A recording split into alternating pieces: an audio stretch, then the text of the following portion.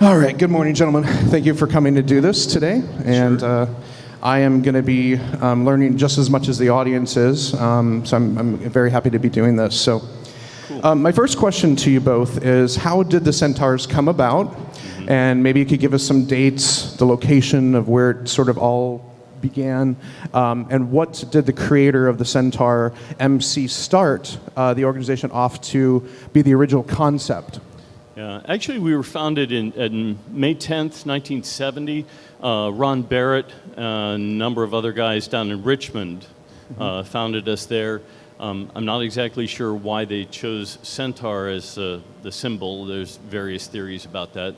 But it was patterned after the LA Satyrs and a club out in Europe. I think it's the Gay Motorsports, Europe Motorsports, Amsterdam, yeah. Actually, just the basic motorcycle concept, motorcycle club, backpatch concept.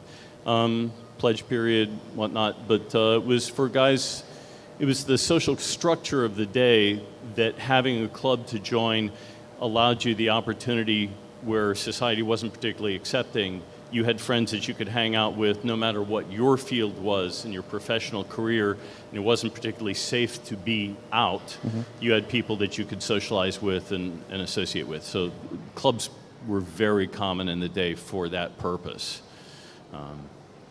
Yeah, it was for the guys with, initially with bikes. Eventually we transitioned to allow those with bike licenses, and then eventually dropped that as a specific requirement as things loosened up socially. But it was for the guys with interest in bikes, leather, and of course some of the other ancillary activities we all engage in. Cool. Yeah. And you have a road captain still currently, correct? Yes. Yeah. So from the how earliest often? times. What is that? From the earliest times, there was a road captain. There were only 5 in the executive board at the beginning. Okay. Vice president and president and treasurer, road captain.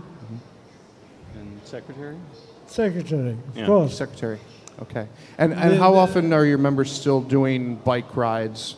That depends. As the club has evolved, the membership has changed sometimes from non-riders to riders and then back again. Okay. It all depends on who's in at the time.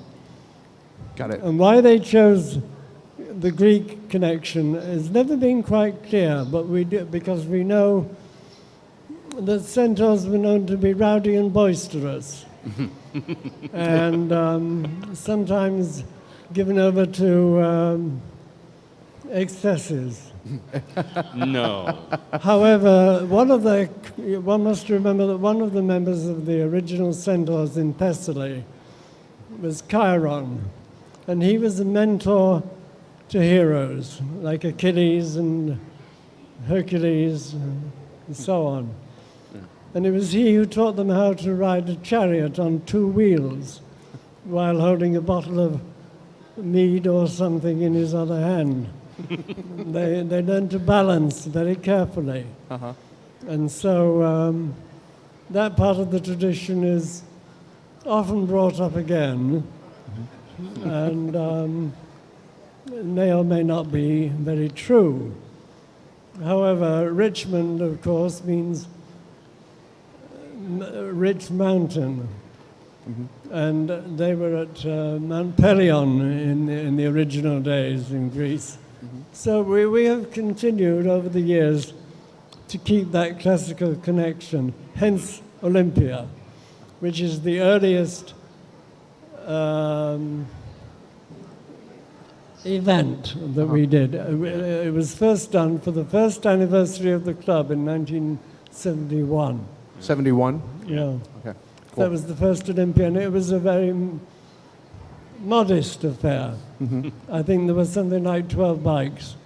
Went out to a field in Virginia somewhere, set up tents, and had a sort of picnic on the grass. And they stayed overnight and came back the next day. So that also has grown. Not always every other year, as it has been in recent years. Sometimes there was a gap of 3 or 4. Sometimes it was the following year. Okay. And we managed to have 14 of the Olympias over the years since 1971. Wow. We are planning now to revamp the idea and see what we can come up with for the future Awesome. of Olympia. I think we're all excited to hear more about the future Olympia coming back, so that's great. My next question for you is, who in the history of the Centaur MC, who do you think was the person that brought about the most change to your organization after it was conceived? Actually, probably the first person who stands out after founding would have been Ed Stanley. He actually came into the club in 1972 or 3. I'm not exactly sure. He's not either. I just spoke with him yesterday. But he served as president in 1976, I believe. And it was a time when there had been a schism in the club. Some of the riders who lived in the club was founded in Richmond and stayed in Richmond, though many of our members were up in the D.C. area. And so the Scorpions broke off and formed their own club up in D.C. And at the time, the club had gotten down to about 5 or 6 members. It was very slim. And Ed Stanley stepped in and helped keep the club together and keep us focused and organized and moving forward. Eventually, we had enough members, more members living in the DC area, so we moved our designation from Richmond to Washington and dropped on our patch. Originally had Richmond across the bottom of the patch, but we dropped that portion of it when we moved up to the DC area and eventually incorporated officially in Virginia. But it was Ed Stanley, I think, that had a remarkable amount of tact and diplomacy, and that was his keynote. Okay. In holding the club together. So moving from Richmond to D.C. was probably the smartest. That was a big deal at that time. Yeah. Yeah. And then once they got to D.C., there was another fellow in the club, Tony Bacharach, and he was the next one in line to form a new vision for the club, since it was down to a handful of members at this time, like 4 or 5. And his vision and his drive and his vitality and his latching on to opportunities. He was an opportunist. Yeah. And it was he who latched on to the idea of leather cocktails, which was a New York thing. And suddenly, leather cocktails, which had started very modestly in New York, had grown in size and the guest list, and had gone on the road to Philadelphia and Baltimore and Washington. And the original founders found they could not handle this anymore. The numbers were too great. Do you want to say something about that? Well, I was just going to jump in about Tony. Tony, yes. Well, outside of his association with the club, his impact was such that Brother Help Thyself, the local D.C. Baltimore charitable organization that Leather Clubs founded, now present an award annually named after Tony to somebody who jumps in the community and supports without particular regard to their own time and sacrifice. Wonderful. So it's cool that we still remember him that way and that the community remembers his input. Wow. That's awesome. But when they had got to Washington on one of these out-of-town forays with the leather cocktails, which was only a 2-day event in those days, Friday and Saturday, Ray Hard of the original Lynx, who had started it in New York, had now joined the Spartans in D.C., and he announced that they were no longer able to do this. So Tony Bacharach and Joe Johansson from the Centaurs jumped right in there and said, "Oh, can we do it?" What, with 5 members? We'll do it. And with all the boldness in the world, they went ahead in 1984 and took over that event, which itself at that time had grown to something like 250 or 300 people, which is quite a lot. Yeah. And it was held in a bar in those days. And where did Leather Cocktails start? It had started at Glenn Pitcher of the Lynx had started it as a private little cocktail party for guests from the West Coast. So he took a suite at the Waldorf Astoria. And they had this small cocktail party for the guests before going out to dinner. And one of the other guests had a hard time getting his cock ring off in the bathroom, and there was a great clang as he managed to free himself of this. And that is the origin of the opening of Leather Cocktails today, with the cock ring in a glass. But having done all of that, they grew, and I mean, it got to the stage with this elegance of the Waldorf Astoria that they were actually, by 1978, sending out engraved invitations.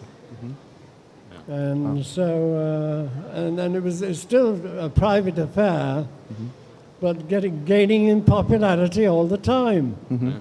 And so they said, oh, well, if you look good in your leather, if you feel good in your leather, you're welcome. And so, as I said, until 83, it was still held at a bar. But in 1984, we took it over and we grew it. So in 1985, they added a contest. And by 1988, they had to move to a disco. So that was when we went to tracks. Okay. By which time we had, 700 people. And of course, it's grown and grown and grown, and now they're in the thousands. And it's a 3-day weekend. Wow, yes. So when Leather Cocktails, it moved to, you said tracks in 1985? 88. 88, I'm sorry. Yeah. And the contest started in 85. 85, Okay. correct. And when did the two of them converge? Immediately? Well, we took on Leather Cocktails in 84, and then in 85 we introduced the contest, and actually Al Centauro, who was not yet a member, was brought in as the MC for that event. He eventually became a member, and MC'd and guided the contest for a while, but then in 88 we moved over to Trax and held it there for a number of years, and then eventually it moved to Nation when Trax was condemned and torn down. Yes. And by this time, we'd taken over hotels for our guests to stay in. The corruption has spread. Yeah, And it's still like a spreading. fungus. Thank you for that. That's really great. So the contest has now started, and what was the real purpose for having the contest? Was there a reason that they wanted to do it just to have their own title? Was there something missing from the Mid-Atlantic that you wanted to go to compete at IML? What was the vision behind that? I don't know, but I do know that that particular time in the early mid-80s, contests were very popular. And we formed this contest so that it would feed to IML in Chicago. And the winner of MAL goes to IML, although the two are very, very different organizations. Yeah. Yes. Very different concept. So yeah, the primary task for Mr. MAL really is to represent the DC region and Centaur specifically as our envoy and representative, and that's really their primary goal. They may do many other things on the side which certainly don't reflect badly on us, and we're glad for all of that, but that's not a specific goal of the title itself. Okay. And of course, the IML is a business, and ours is a party. Very true. Very true. And we all know parties are more fun. So, what was the impact that MAL had on bringing the contest to the East Coast, and what impact did it have not only on the East Coast but on the rest of the country? Honestly, I'm really not sure. I think that as as MAL grew and the contest grew in notoriety and there were more feeders coming in and we were having a lot of contestants on stage, that kind of bumped up our production. And as MAL Weekend grew, I think IML took notice, and it sort of had this bouncing back and forth effect of each one wanting to up the game a little bit and increase the professionalism and the fine-tuning the event so that they're a much better event to attend and watch, and the results are better. And once we had as many as 26 contestants, which took us all day to go through, and that was the time when we finished at about 7 o'clock in the evening, having started at 1 in the afternoon. We're down to manageable numbers these days. Yes, yes. I've recently attended, I went last year, of course, and had a wonderful time. And the one thing you guys have now is you have it down to a science, and that's great, because there's a lot of contests that fall short of keeping in a time frame that's doable and enjoyable. Because I think exactly having the party is the focus, I think. So, of course, along with your contests. But what type of effect did you have on the local community in DC by bringing this massive contest that grew and grew and grew? And what did the local environment and how did that change with other local clubs, maybe other leather brothers that live in DC that were not part of the organization, maybe philanthropy? How did you guys impact? Actually, I think maybe the stress and focus on the title and the contest is maybe misplaced. Okay. That really primarily Leather Weekend grew up around, well, initially just a party, but then when we subsumed leather cocktails, the whole notion of reaching out in brotherhood and welcoming other leathermen to Washington was really the focus of MAL, and it's that brotherhood bonding aspect that really has always been the forefront. If there are secondary repercussions that benefit the area from MAL, great. But really, I think it's that outreach and the welcoming that we try to present that really has the greatest effect on those around us. Just trying to be supportive of charities and whatnot, and to be an active steward. The donations to charities, with whatever was left over from anything that came in, was also a very important part of the life of the members of the club. Yeah. And through the BHT, which was formed through another membership that arranged. Meanwhile, when all of this was happening on the East Coast, the AMCC was founded to join everybody together, as it were, to avoid conflict over dates of events. And locally, there was CAB, the Capital Area Board, which took care of all of the interested parties between DC and Baltimore and part of Philadelphia. And so that was where we channeled that kind of activity and energy. So we were giving to charities as early as the 70s, when they first formed the Gay Men's VD Clinic in D.C. in a church in Georgetown. And that eventually grew into the Whitman Walker Clinic, which now has, of course, a life of its own. Yes. Yeah. So things of that kind were all happening all at the same time. Yeah. The Centaur MC has clearly had an impact for sure. If nothing else, like you said, the brotherhood is an amazing experience when you go for the MAL weekend, and I think anybody could attest to that for sure. Cool. So in evolving, obviously you have probably been asked to produce other contests. And I think maybe in your travels and in your experiences, some things may have gotten a little overproduced. Maybe you could tell us a little bit about that? Actually, yeah. There was a keel haul that Centaur volunteered to host the opening evening would have been 91? 91, I think you're right. Yeah, I think it was 1991. And Hugh Gage, who was very fond of production, he was very much a stage man involved in opera and such. They called him Cecil B. Gage. Yes. But actually, that was his nom de plume, I think, for the nom program. de plume for the program. That's Yeah. what you're going to talk about now. They decided to stage a production, what they called Front Row Centaur. And for Keel Hall, I don't know if you all have been to Ramblewood, but there's a large kind of gymnasium sort of setup. And they had set up a stage, and in front of the stage where the pit would have been was the bar, and they had full bar service. And they ran a show in 7 acts. It started at 9 o'clock and ended after 1 in the morning. There were lots of cocktail breaks, but Sounds like a drag show. it was it was fully produced with I'm music kidding. and dancing. I've seen the program notes and a lot of the music. We have it in a folder that doesn't have all of the music, but they were doing really high-end stuff like the quintet, the Tonight Quintet from West Side Story. It's like, Wow.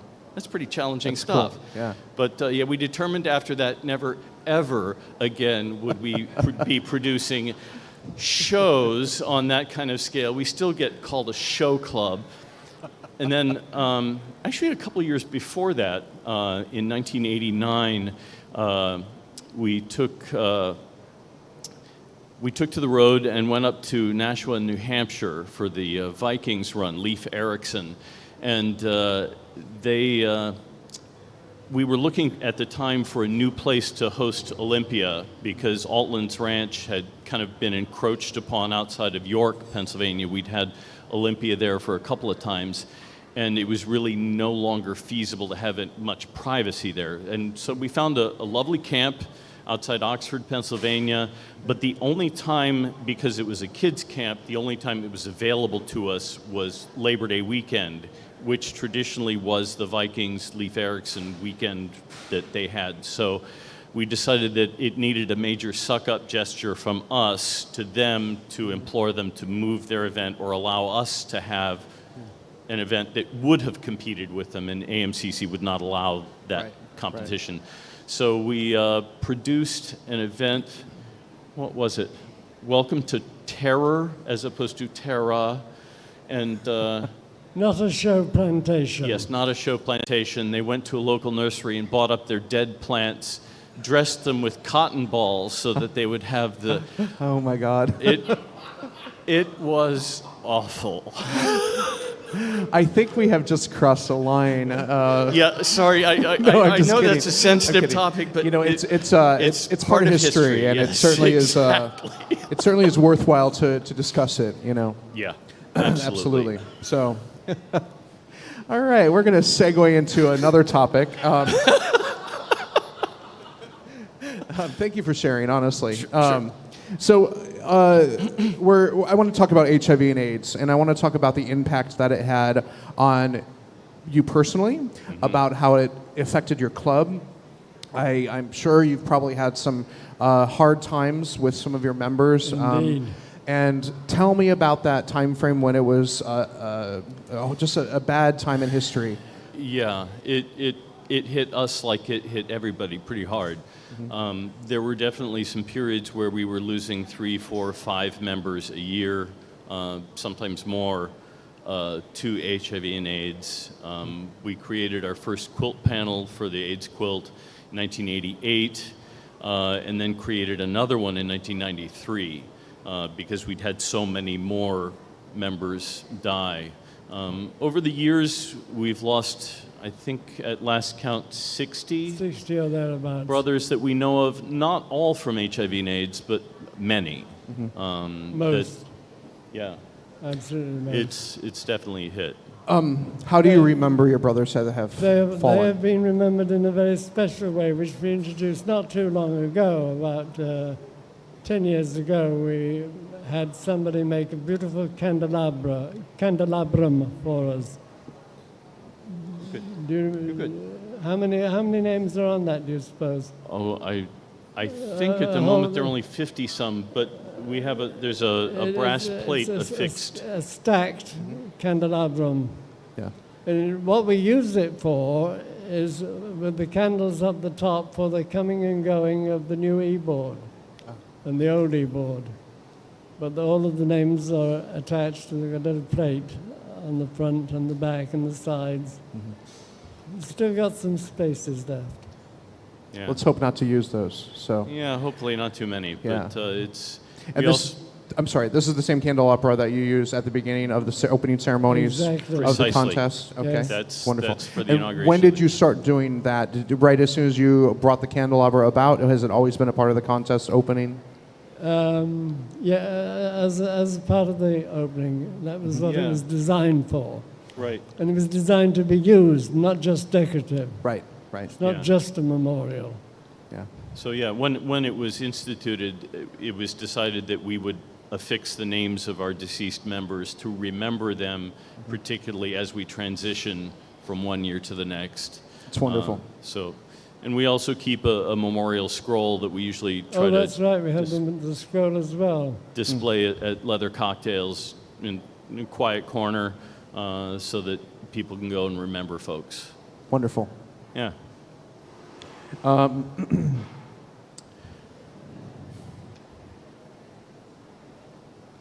So the Centaurs, they do outings. I know one year you guys blessed us at Bears, Beckers, and Mayhem, which was really wonderful. It helped bring some clout to our event, which we can thank you for. I can thank you now personally. But it's really great that you guys do these very brotherly outward events and excursions. Tell me about that, and tell me like some of the places that you've gone and some of the crazy things that have happened along the way.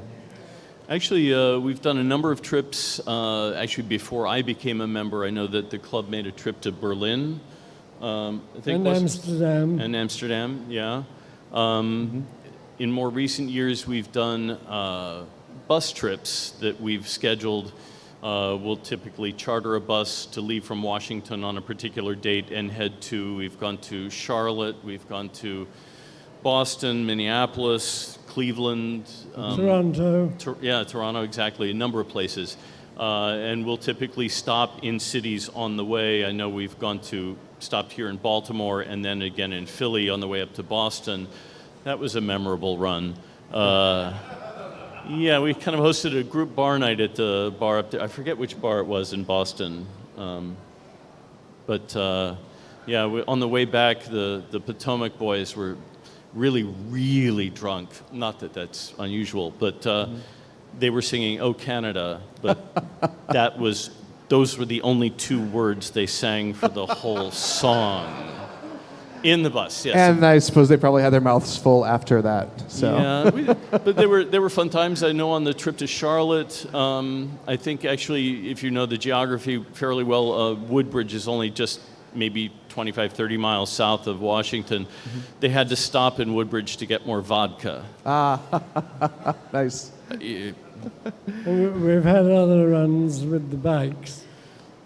And the word gets around, and when we had one to Luray not too long ago, we started out with about 6 or 7 bikes, but the word had already gotten out, and a lot of people came and met us there, people that we didn't know and to expect.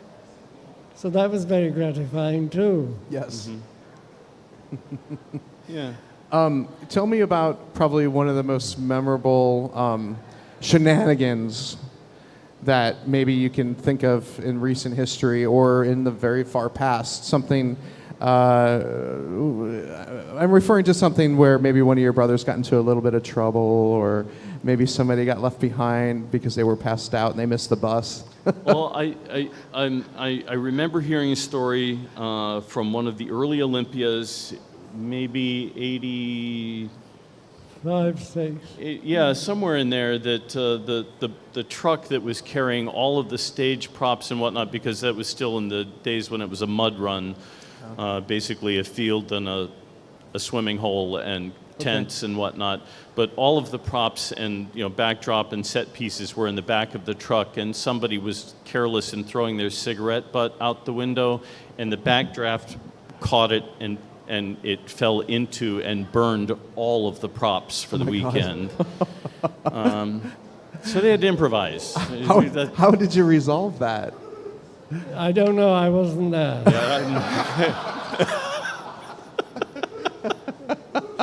Oh, that's good stuff. But the tale is true, I am sure. Yeah. Well, the show must go on, and I'm sure they made it The show work. must go on. Yes, Indeed. absolutely. Indeed. We've had some more other personal things happening at Olympias like that. Like a great argument that came between two of the members of the E-board just before the formal dinner on Saturday night. And one was so upset with the other that he picked him up in his full leather like a finger and thumb and dropped him in the pond, in the pool. Another one that we don't have any photographs to prove it. They were all destroyed. That's probably a good thing. Yeah. Thank you for sharing that. Aside from the massive undertaking of MAL Weekend and Olympia, is there anything else that the Centaurs is currently working on? Any little surprises of anything that you might want to share? I don't know that we have anything major coming up. I think that what's likely to involve us a lot in the coming months is really trying to figure out how to reconfigure and reinvent Olympia. A lot of what Olympia was or has become in the last 22 years that we had it, it was at the same location, and many aspects of that event grew up around the facilities that were available to us at that specific camp. So if we're looking at changing venues, that's going to significantly change anything we do by anything we're able to do. Sure. What we do want to do is to keep it intimate, because at one point, about 10 years ago, it had grown to such an extent we had to deal with 350 people for the weekend at a little campground. And we want to keep the personal touch with that. Because Olympia, like Leather Cocktails itself, is at the heart of these events. The contest is all very well, but it isn't the heart. The heart and soul is Leather Cocktails, and Olympia is very personal to us and to our history. Thank you.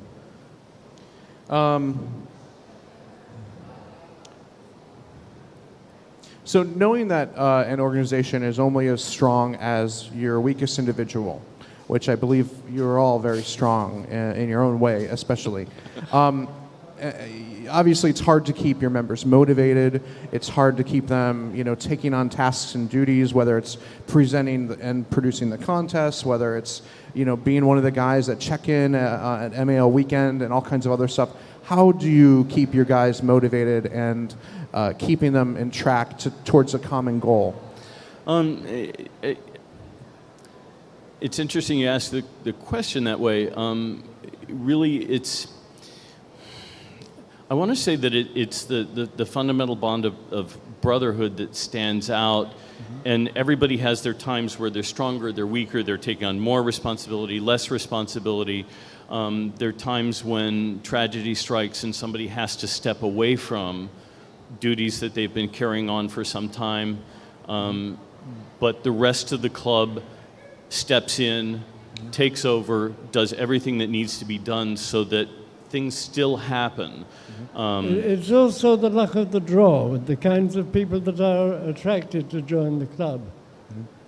Because we've been very, very lucky over most of the years with the extremely broad range of talents and skills that they've brought. Yeah. In fact, many years ago, I remember somebody once saying, "You guys could run a small country." That's true. And I don't know whether we could actually run Liechtenstein, but I wouldn't mind trying. Clearly the bond between you all it's strong, and it's at the foundation that makes everything really happen. And the luck of the draw has been so great for us. Good. Really.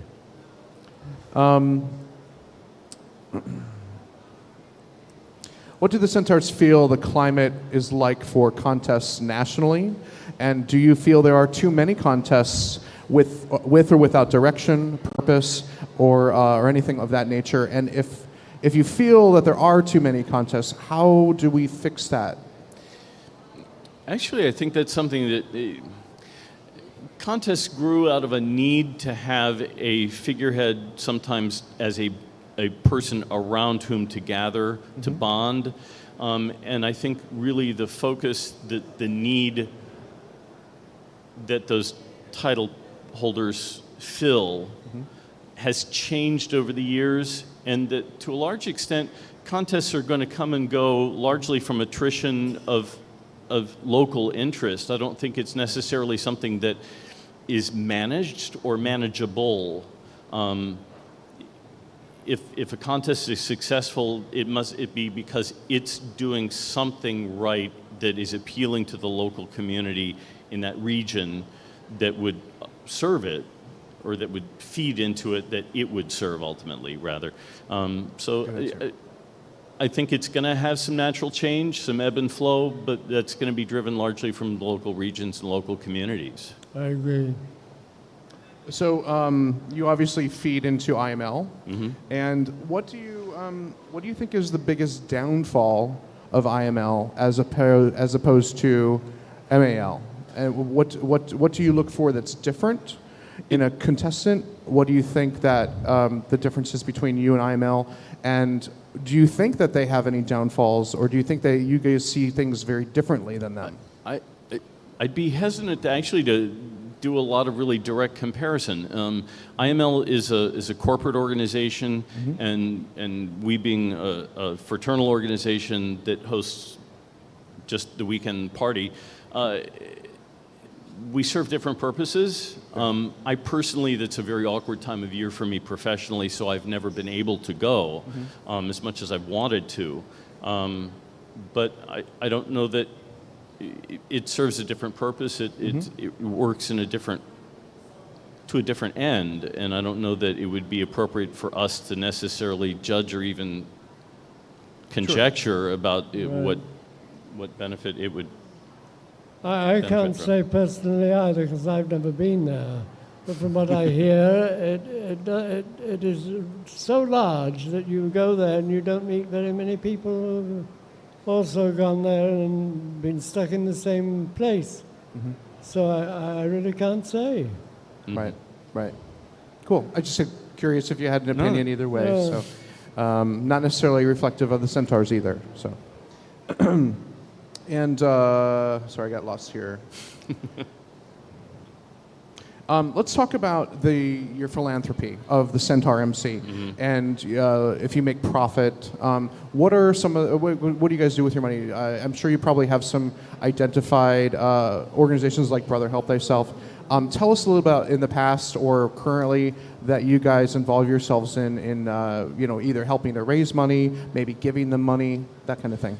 Yeah, Well, actually, it all started, of course, with that gay VD clinic, and grew into the Brother Help Thyself organization, which particularly is in this area between Baltimore and DC. And they always have a list of people clamoring at their door for donations. So we often direct directly through them, and also directly to the organizations. We're always on the lookout for needy people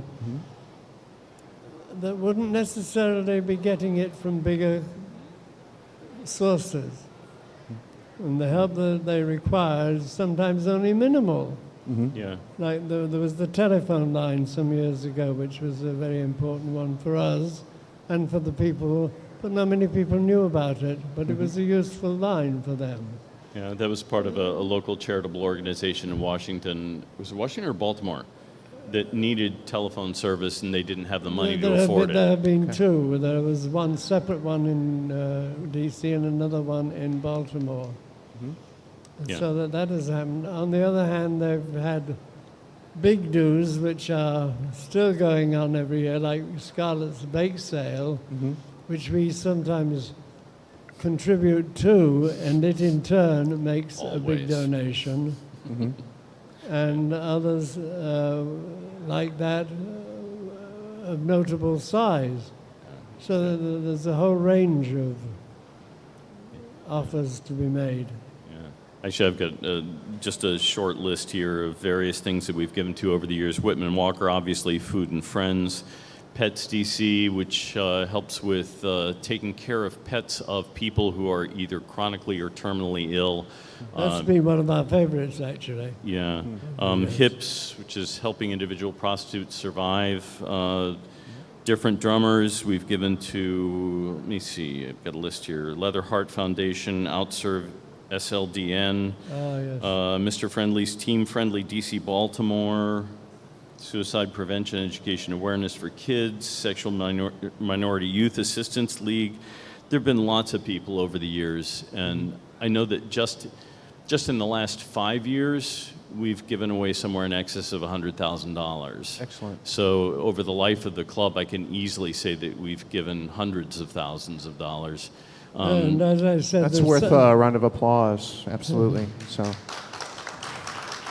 keep doing what you're doing. Some of the organizations, as I said, were very big, but others, I remember once when they were coming to make their presentations, I asked a question of this guy, and I said, well, how many are there in your organization? He said, oh, me and him. Yeah. Lots of caring individuals, no doubt. So, since MAL Weekend has become so incredibly popular, especially over the last probably 10, 15 years, it's really, really grown. You guys are now in a beautiful hotel, which I think everybody seems to really love, and the hotel seems to be pretty relaxed, you might say, to allow a lot of shenanigans to go on. That's great. It takes a while to break them in. Oh, but- absolutely. Yeah, okay. Absolutely. So, when did you guys realize as a club that you are the big kid on the block? And how do you treat that now as opposed to in the past? We might be the big kid on the block, but we really don't feel like it. And I don't know that it's not that I consciously don't focus on it. It's kind of secondary. We're much more about having fun and throwing a great party and just the satisfaction of seeing people enjoying themselves. Yeah. That's its own reward. I'm surprised at the question and very flattered. And I'm sure we'll continue to grow. I'm sure, I guess, probably one of the best problems I have is to realize that you may have to grow even larger. So, I'm sure down the road that's Actually, that's know, something that we've possibility. talked about a number of times over the years. I know there have been discussions that I remember having as particularly leather cocktails grew to a huge size when it was at Trax, to a point where the crowd was almost unmanageable. And we decided that it was something we really needed to focus on to try to keep it from growing any larger, and if anything, compress it just a little bit smaller to make it more personable. And now that we're in the Hyatt, the Grand Ballroom, I think the max capacity we have there is 800, which seems to be a good number, perhaps even a little smaller than that, so that we maintain that the ambiance that those who come can actually come and share. And they're not having to shout over the crowd noise or music or anything. It's just a very civil event that they can come and commune. Yes, 1,458 was just too many. Yeah, I can imagine. Again, a really good problem to have, though. So the fact that you're... It's flattering, yes. Yes. Yeah, it should be flattering, for sure. So let's talk about... there's this legend that is out there, and I think that I've just heard about this legend. I think probably a lot of you have heard about this legend, and it has something to do with some precious metals and some concrete and something being in the bottom of the Potomac. Maybe you could talk about that, some sort of special award that you may have or may not have won. I seem to recall something about a torrid tuber. Did you say the torrid tuber? The torrid Yes. tuber, hot potato, you see. Yes, it was. It was invented long before I became a member of the club, and it was an award given for a faux pas. And each organization that got the award had to add something to it. Mm-hmm. And of course this grew and grew and grew, and I don't know what happened to it in the end. There are many stories. I've heard that it is still secreted away somewhere and may yet make an appearance. Ah. Others have told me that it is indeed at the bottom of the Potomac. Yeah. Now, the fact is there are two of these things, because the first one got to be too big to carry around and was given to I think it was given Leather Archives, wasn't it? Museum in Chicago, I think so. from where it may have disappeared. I do not know. Yeah. It is a very closely guarded secret by some of those people. Okay. We've had some secrets of that kind. And before. who presented the Torrid Tuber to just so the audience knows, the Torrid Tuber is an award that you receive. Yeah, it was an AMCC Okay. award. Okay. And typically it was the previous winner who would present it to the next recipient. Okay. There would be nominees taken at an AMCC meeting, and a vote would be taken, and somebody And what would be was the selected. basis of this award? Well, to give, for instance, a party was once held by one of the clubs on an empty parking lot in the middle of the summer on the hottest day of the year with no shade whatsoever. So they got it for that. Uh-huh. Can you remember what else has been given There was for? another party, I don't recall the context, but I know that their formal dinner was to be followed by a piss party, and they happened to be serving asparagus. It was not a good idea. Probably not. No. Yeah, stay away from that, and garlic and a few other things. So you see what I meant by a faux pas. So as an organization, we've all made some missteps, and that's okay because you learn a lot from your mistakes, and that's the only way that you become better at what you do and who you are. But in speaking with the communities in general, what's your opinion, whether it's personally or Centaur MC? What do you think about the leather clubs? Is it shrinking? Is it growing? And I also want you to reference, because you had brought up earlier about one of the clubs that your Centaur was modeled after from Europe. Mm-hmm. And, Europe has pretty much, there are no clubs in Europe. There's only title holders for the most part. Mm-hmm. And it seems like they've done away with that sort of brotherhood. What do you think about that? And what do you think is the future of us as brothers, whether we're in separate clubs or not? I think that as the social climate, and particularly the presence of the internet, has changed things drastically about the accessibility of social contact, the increased acceptance of gays in the community at large, and that we're no longer quite the marginalized, outcast subgroup that we might once have been. I think leather clubs still do serve a significant purpose and can morph into something that will continue to serve the community as we go forward.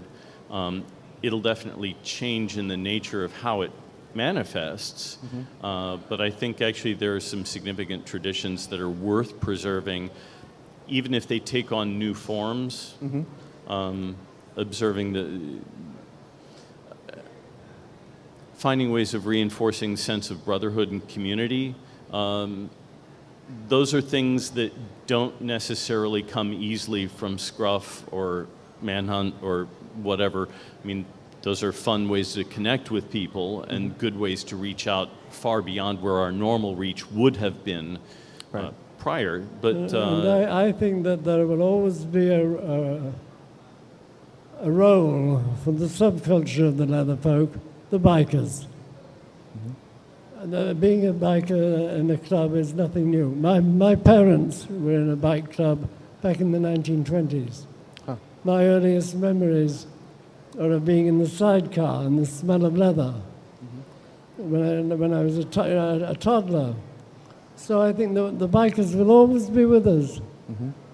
And their sense of freedom and adventure, I think, will always lead them to try to form smaller but still very vital clubs for their brothers and sisters. Yes. Because my mother belonged to the club too. She was the one with the black leather. My father had the brown leather.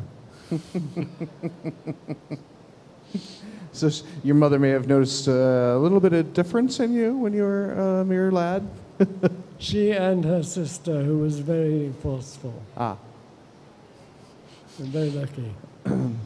So do you think the clubs are growing? Think the clubs are getting stronger? Or maybe the Centaurs is getting stronger? I think clubs in general have been on the wane for a number of years.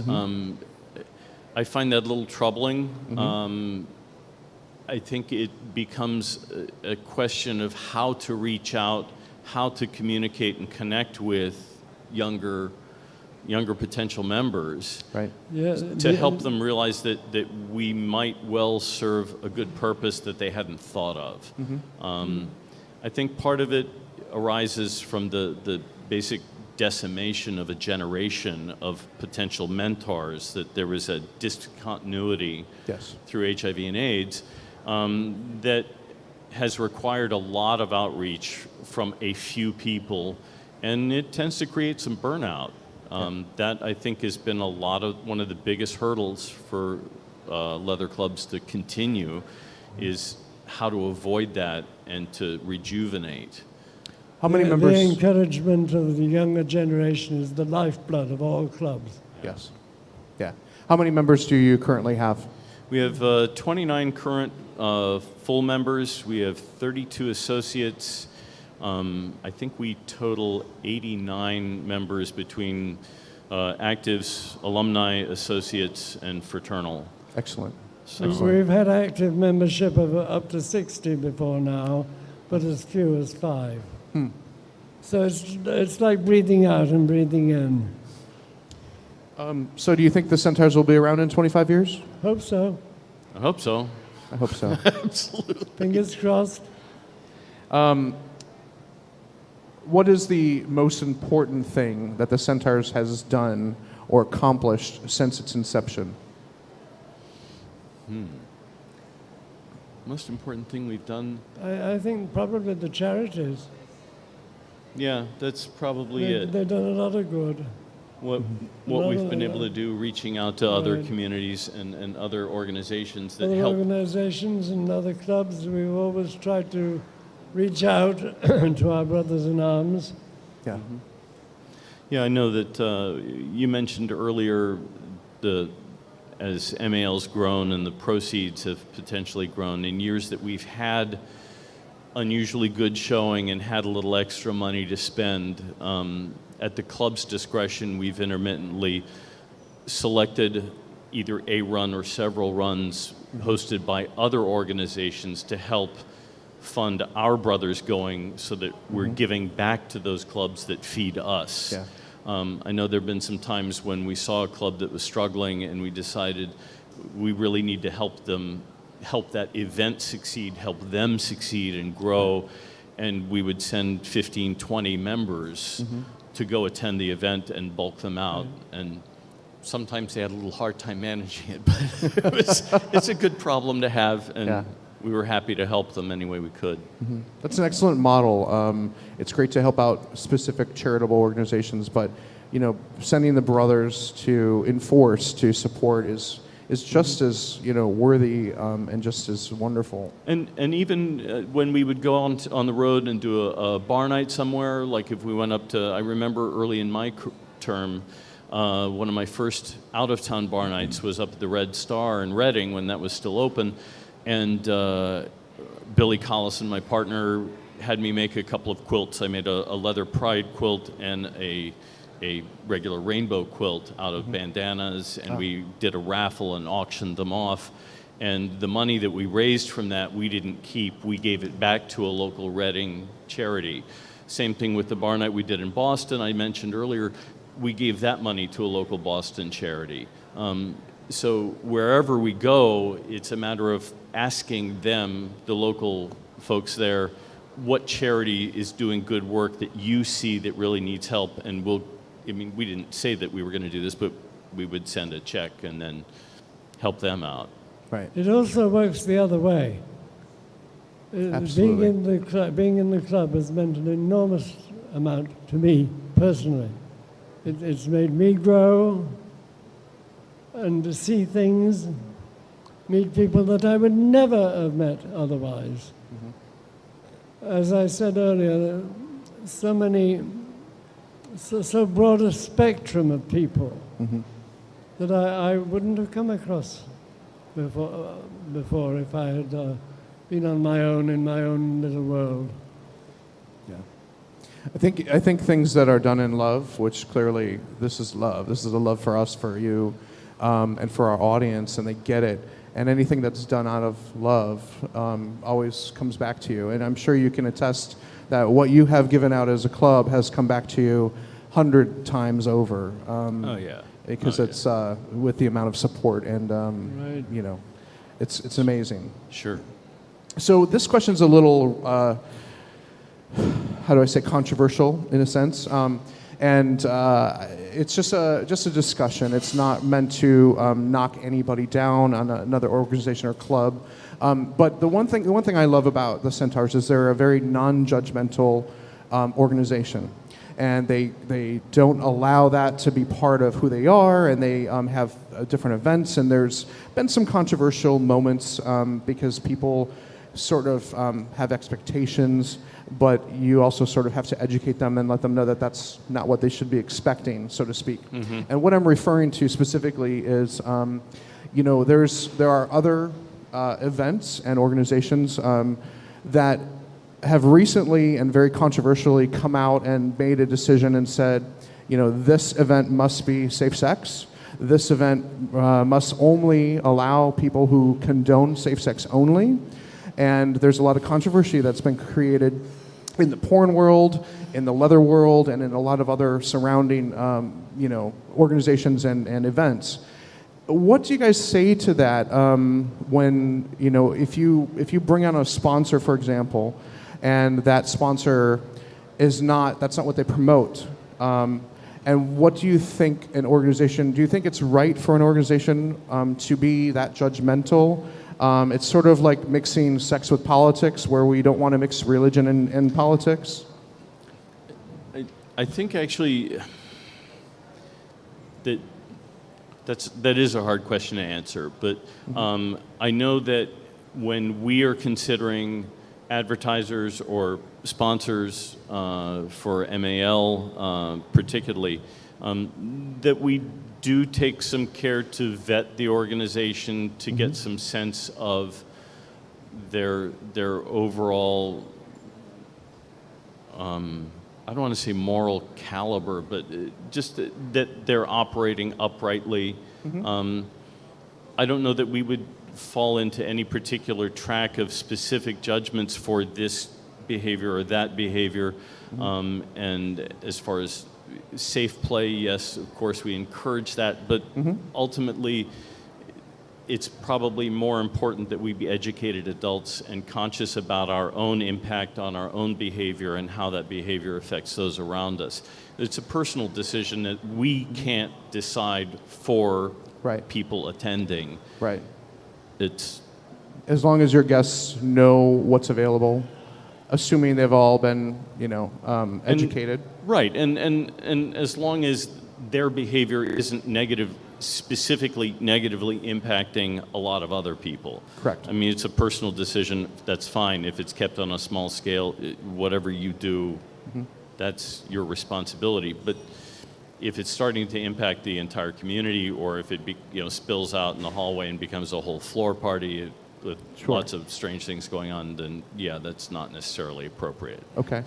And do you think it's right for example, like if we'll use IML as one example. There are other examples, but like one of the things that they stopped allowing in their vendor market, for example, is any porn company now selling a fantasy video that doesn't have a condom in it. Do you think that that's appropriate? I couldn't say. I don't know that I would judge it one way or another. I mean, if it's... Do you think they're shooting themselves in the foot by doing that? I think possibly indirectly, but I don't know. It's a tough question, and I don't mean to Yeah, put I you on don't the know that spot. I don't know that there really is a clear answer that I sense Right. that would direct that. Right. I don't know. And so I guess my point is to the audience is that I think you're one of the organizations who isn't, they're not out to judge that it's up to the human experience and the human person individually to make that decision. And I believe that that's very, it's a wonderful thing. I think we should stay out of people's bedrooms and decisions. It's a question of treading carefully. Yeah. What's that? It's a question of treading carefully. Correct. Very much so. Yeah. Very much. So thank you for the response. I know that was a tough one. Sure. I hate to use the word mistake, but what was the biggest lesson that you as a group or organization have learned over the years that has really changed how you see things or impacted you in such a way that it really maybe put a light bulb off? I was talking with Ed Stanley just yesterday, in fact, and I put that question to him particularly, kind of anticipating something might come up. And he couldn't think of anything in particular except that perhaps early runs, I mean, this isn't earth-shaking by any means, but if we hadn't anticipated the number of people who would show up and we'd have insufficient food, that's a pretty simple problem to solve, and pretty much a third world or a first world problem to have. But I don't know that. I guess avoiding politics within the club.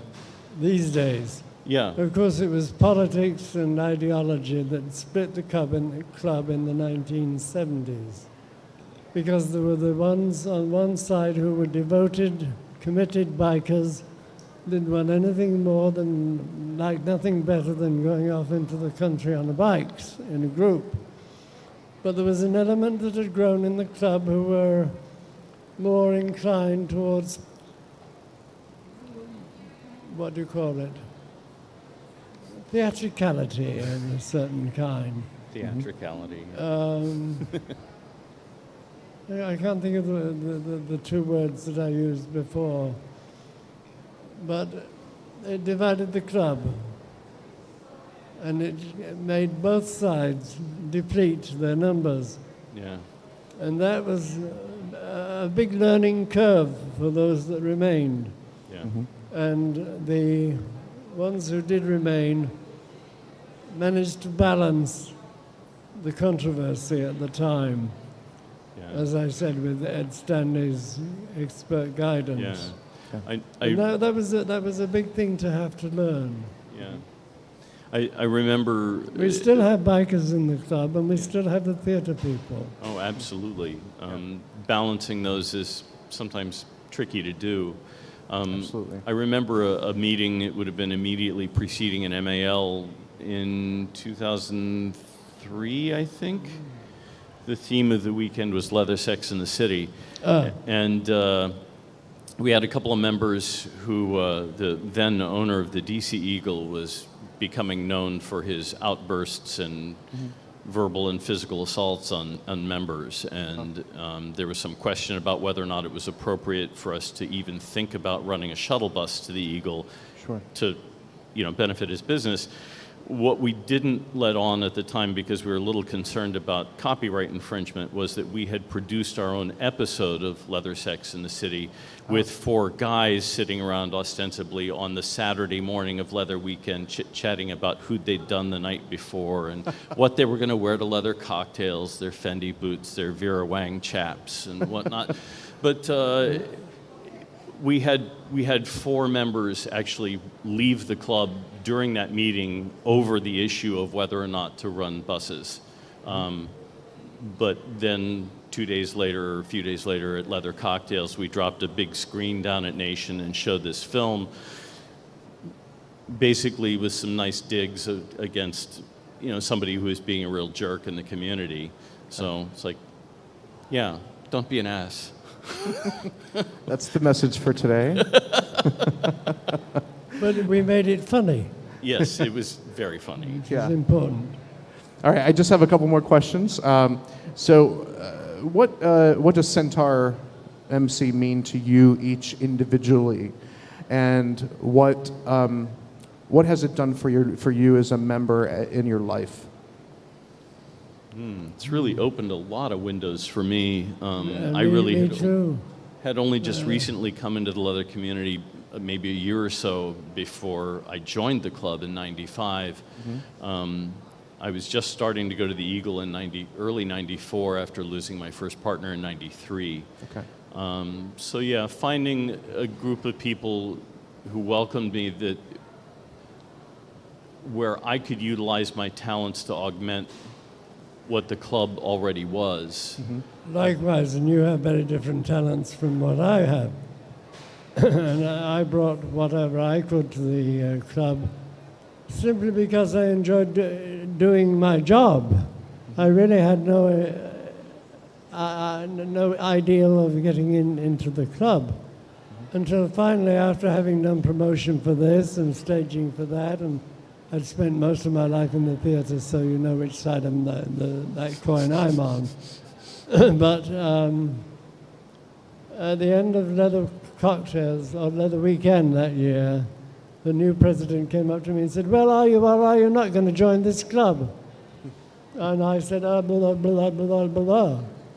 I was dumbfounded, and I said, finally, yes. And in those days, you had to have 2 sponsors to get you into the club and wait 6 months. So we don't do things that way anymore. So I just went through the usual process, and that was a learning curve for me personally, as I said before, because I learned far more than I expected to. It's been wonderful. Give me just one word from each of you. Very simple, I promise I won't knock you over. Just give me one word about when you became a brother. What was your feeling? What did it do for you? Just give us one word. Belonging. What's that? Belonging. Belonging. Inclusion. Inclusion. Yeah, I would say. Good, Yeah. good. Very much. One very simple question. How does one become a member? Actually, I guess 25 years ago we abandoned the notion of maintaining pledging. And one simply comes to the meetings. They're open meetings. We have a closed session where we discuss membership and financial issues and private and things. But the rest of the meeting's open. Anybody's welcome to attend. Come to meetings, come to events that we sponsor, chip in and do things with us. And as you work with us and get to know us, all of those things that one might normally learn during a pledge period, eventually you will self-sort into either drifting away, or if you find that it becomes an integral part of your involvement in your daily life and you really look forward to it, the membership will recognize it. And 2 members it takes to sponsor a new member. A vote's taken in private and the person is simply invited in. So that takes varying lengths of time. It depends on the individual and the sense the club gets about the fit. Show willing and don't do anything stupid. Well done. My last question, and then we'll take some questions from the audience, is in 20 years from now, if someone was going to open up the Carter Johnson Leather Library online and they wanted to they just come across this video and watched it, what would you tell those prospective future younger leather fetish individuals? What would you tell them? What would you want them to know about Centaur MC and about the leather world? Well, for me, they'll have to read my book. They have to what? They'll have to read my book. Read your book. It's called You Should Have Been Here Yesterday. Very nice.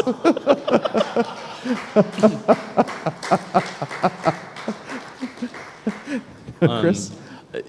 Just recalling actually some of the thoughts that I shared with the club at our 45th anniversary just a couple of months ago. We had lost one of our longest term members, John Bonnage, back in January, and I was part of our weekend was a memorial to remember him. But I was mentioning to the club at our dinner that tomorrow, putting things off till tomorrow or next week or next month, too soon and too often become never again.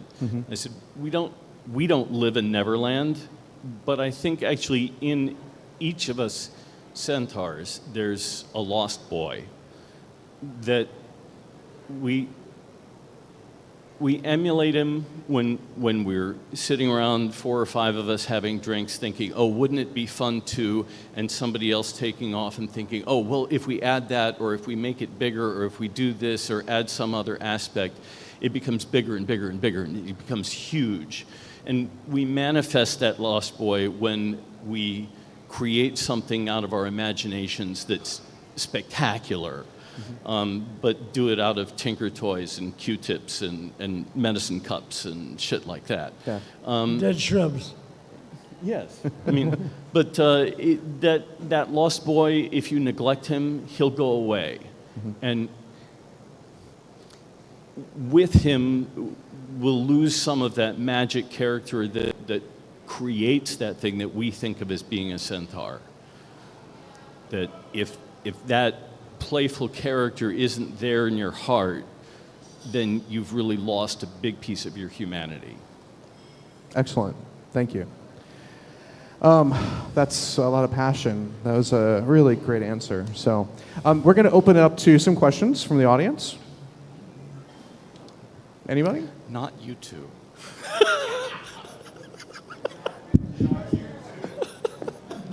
Does anyone have a question? No? No questions at all? I guess we covered everything.